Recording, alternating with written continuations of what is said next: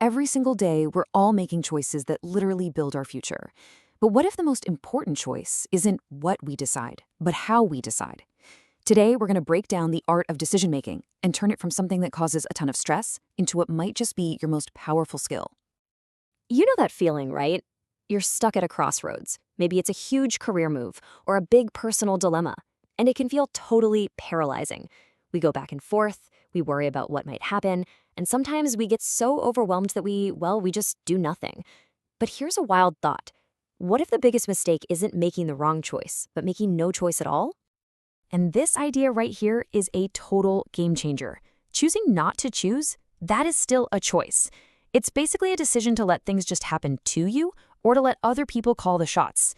And that inaction, it has its own set of consequences. And honestly, the biggest one is almost always a massive missed opportunity.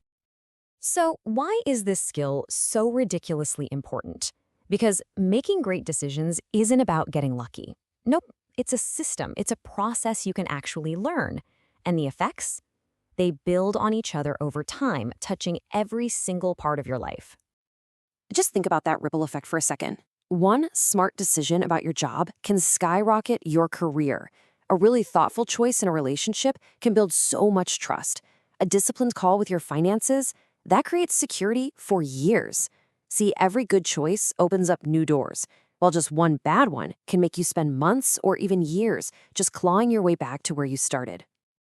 Okay, so if great choices don't just happen by accident, then how are they made? Well, it all starts with laying the groundwork.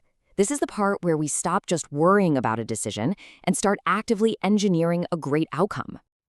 The absolute foundation of any solid decision is good information.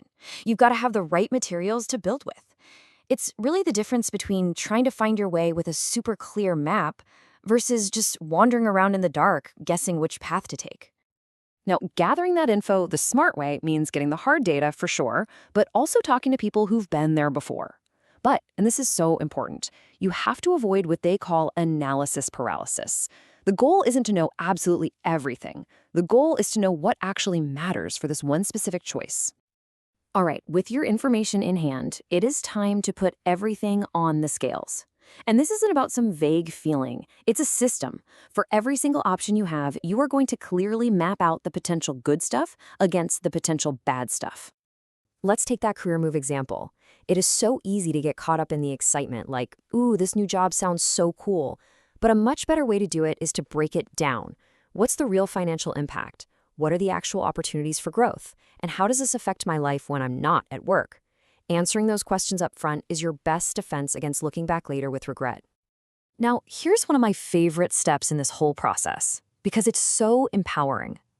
You have to ask yourself, what is the absolute worst thing that could happen here? Seriously, by facing that possibility head on and making a little plan for how you deal with it, you're not being negative. You're being strategic. You're building resilience right into your decision. You're not just hoping for the best, you're prepared for anything. So, you've done the homework, the research is done, the risks are weighed.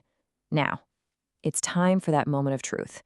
It's time to take the leap and actually move forward with real conviction. And here's how you do it. First, give yourself a deadline. This is key. It stops the endless second guessing. Second, you've got to trust yourself. You've done the work. You have the experience. And finally, own it. Once you make the choice, commit. Pour all your energy into making that decision a success. But listen, a great choice isn't just about logic and spreadsheets. The best decision makers on the planet know how to blend all that rational analysis with something a little more intangible. Their intuition, that gut feeling, which really is just your brain's super fast summary of every experience you've ever had. Just think of a manager hiring somebody. They look at all the data, right? The resume, how they did in the interview, that's the logic part. But then they tap into their gut to ask, will this person really click with our team culture? It's that beautiful combination of head and gut that leads to the absolute best hire. But wait, we're not done. The process doesn't just end once you've made the choice. The absolute smartest people see every decision not as some final destination, but as part of a continuous loop of learning and getting better. Step one in this loop is to review what happened. Once the dust has settled a bit, look back with clear eyes. The trick here is to separate how you feel about the choice from what actually happened because of it. And as you do this over time, you'll start to see things, patterns. Maybe you realize you always overestimate how much you can get done. Or maybe you notice that your best decisions always happen after you talk to a certain mentor. This is all about discovering your own personal decision-making DNA. And this is how you get better. You take those little insights, those patterns, and you feed them back into your process for next time. You use them to sharpen your skills. So every decision you make, good or bad, becomes fuel for the future. Think about it this way. If an investment you made does really well, don't just pop the champagne. Analyze why. Was it your research, the timing, the market? And you do the exact same thing if it fails. That feedback is pure gold, and it makes your next financial move that much smarter. So let's put it all together into your new decision-making toolkit. Number 1, remember that not deciding is still a decision. Number 2, prepare with great info and a solid risk analysis. 3, act with a smart blend of logic and intuition. And finally, always complete that learning loop so you can get better next time. Look, this isn't just theory. This is a practical guide you can start using right now. So think about it. What's the next choice on your plate, whether it's big or small? How can you use this process to tackle it, not with anxiety, but with real confidence and clarity? What's the next decision you're going to master?